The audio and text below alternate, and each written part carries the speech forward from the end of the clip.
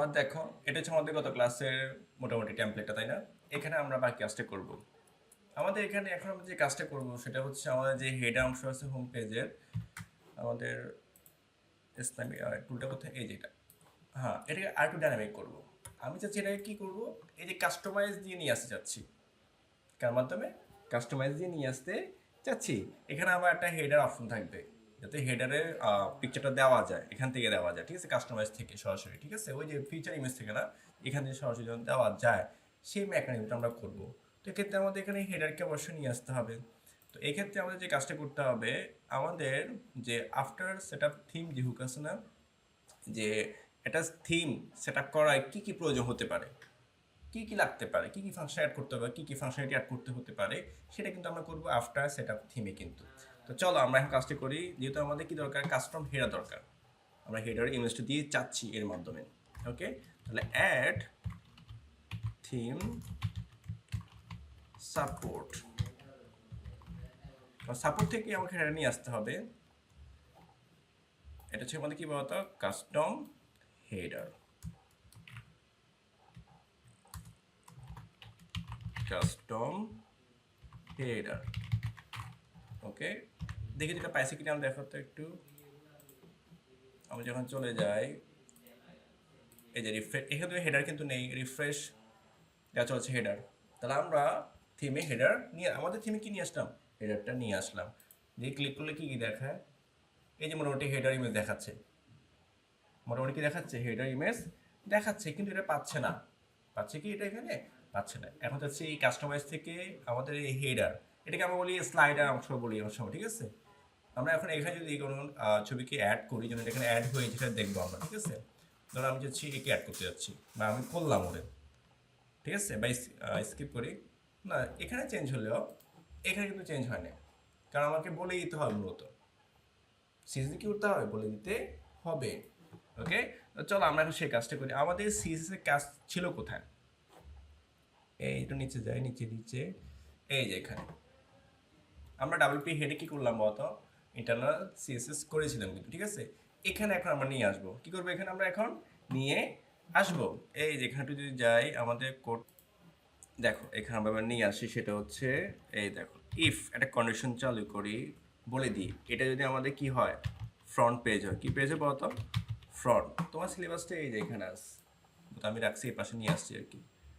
কই গেল সিলেবাসটা, এই যে এখানে আজকে যে কাজ, যে কাজগুলো আমরা করব, বিশেষ করে এই যে এখানে নাও add header option in WP appearance. এই জন্য কি করবো, ইউজ দ্য প্রিভিয়াস হুক।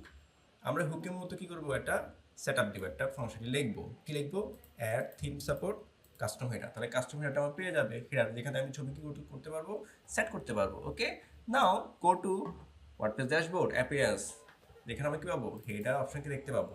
আমরা ইমেজটা আপলোড করবো, কিন্তু ইমেজটা কিন্তু পাবে না, don't show this image to my WP project. Okay, মানে আমার হেডার অংশ পাবে না। ওকে, সেটা আমরা কি নিয়ে আসবো, now go to function dot PHP WP head hook, use condition and call is front page. যদি ফ্রন্ট পেজ হয়, আমার যদি হোম পেজ হয় তাহলে দেখাবে, যদি আমার হোম পেজ হয় তাহলে ছবিটা পাবে। কারণ স্টার্টার তো সব জায়গায় হয় না আসলে, হিরো সেকশন সব জায়গায় হয়, এক জায়গাতে না হবে, ফ্রন্ট পেজ যেন হবে, ঠিক আছে? বা দুইটা পেজ দিতে হবে, সব পেজ তো আমি দিই না আসলে। তাহলে বলে দিতে হবে ইজ ফ্রন্ট পেজ, যদি আমার হোম পেজ হয় তাহলে শো করো। কোথায় বলবো আমরা, এই নিচে, এই যে is front page, is front যদি পেজ হয় তাহলেই তুমি কি করো, শো করো। এইখানে আমরা কি করবো, এখন স্টাইল লিখবো। কি লিখবো মতো, আমরা আমাদের স্টাইলটা এখানে লিখবো। এই যে এখানে চলো, এখানে আমি আমার পিএইচপি শেষ ক্লোজ করলাম, তারপর এখানে আবার শুরু করব পিএইচপি। কেন করলাম, শেষ করলাম, এই পিএইচপি না আসলে তো আমি স্টেপ লিখতে পারবো না আসলে, কারণ এই পিএইচপি এখানে শুরু, তো আমি এই কন্ডিশন শেষ করলাম এখানে। ওকে, এবার হচ্ছে আমাদের স্টাইল, স্টাইল ট্যাগ।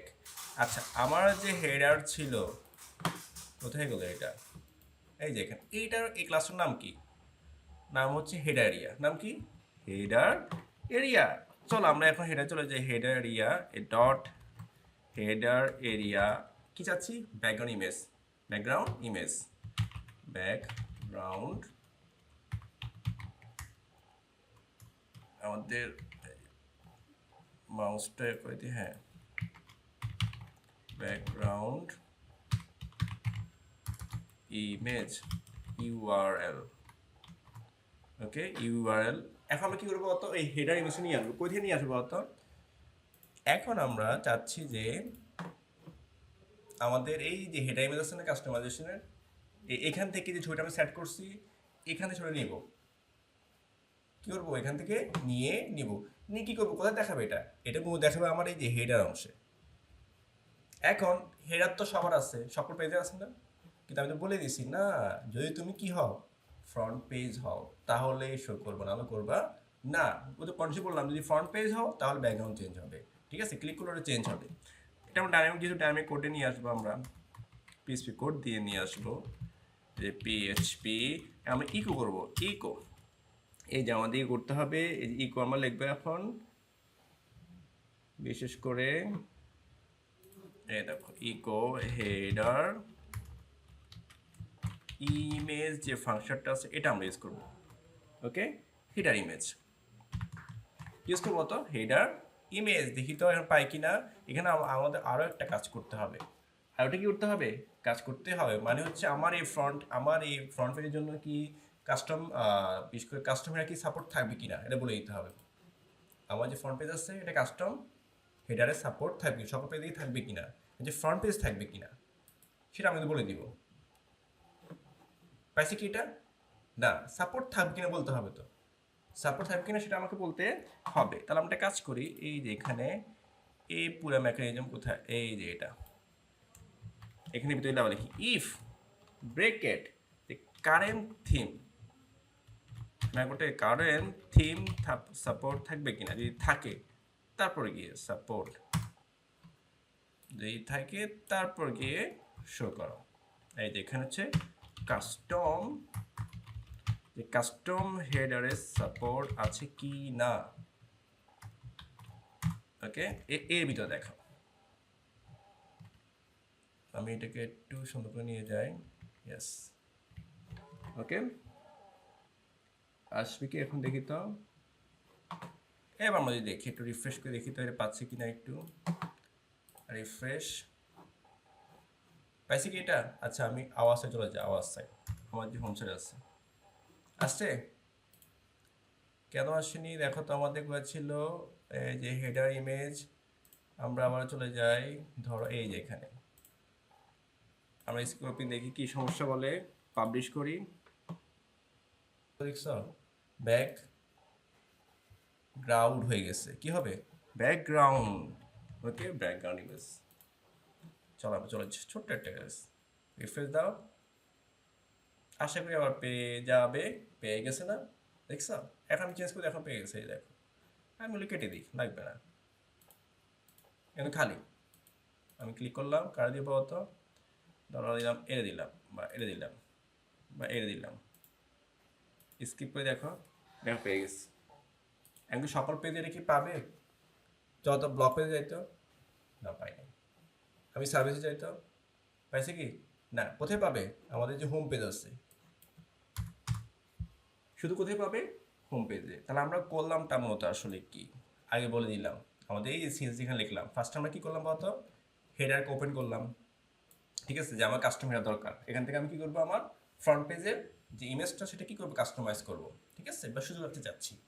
এরপর আমি বললাম কি, এরপর আমি বললাম তোমার এটা কি ফ্রন্ট পেজ, কন্ডিশনে বললাম ইজ ফ্রন্ট পেজ। কোথায়? ডাব্লিউপি হেড যেখানে কল আছে, হুকটা আছে, এটা কি ফ্রন্ট পেজ?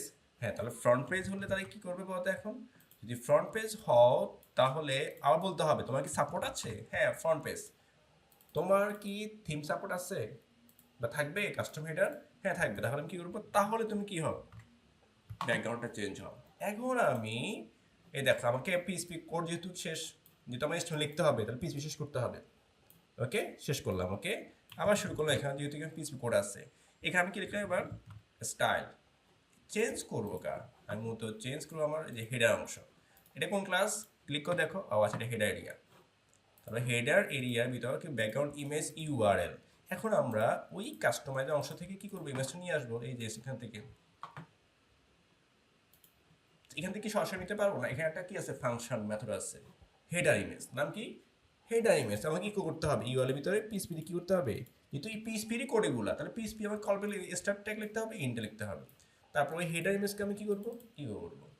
তাহলে এখন আমাদের ক্লায়েন্ট যেভাবে চায় সে কি করতে পারবে, এটাকে কাস্টমাইজ করতে পারবে, চেঞ্জ করতে পারবে। ওকে, ঠিক আছে, করতে পারবে।